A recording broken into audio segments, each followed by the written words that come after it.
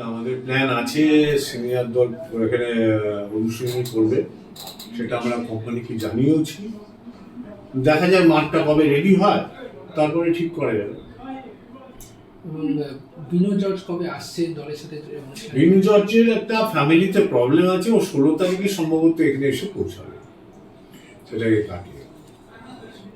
এবং আরেকটা বিষয় যেটা অবশ্যই বলতে হয় যে এবারে লিগে, কলকাতা লিগে আপনারা সে মোহনবাগান পড়েছে এবং অন্যান্য যে দলগুলো পড়েছে, কতটা মনে হচ্ছে আশাবাদী? কারণ গতবারের চ্যাম্পিয়ন এখন অবধি ঘোষণা করা হয়নি, সেখানে দাঁড়িয়ে এবার নামার জন্য আপনারা কতটা মানে মেন্টালি প্রিপেয়ার্ড? না না, আমরা আজকেও যেমন বললাম যে সবকিছু বলার পরেও আমরা বললাম যে সিএবি আমাদের মাদার বডি, যা করবেন আমরা মাথা পেতে নেব।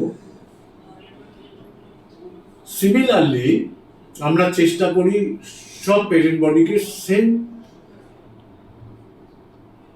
ট্রিট করতে এবং পেরেন্ট বডিকে আমরা সম্মান জানাতে, সহযোগিতা করতে।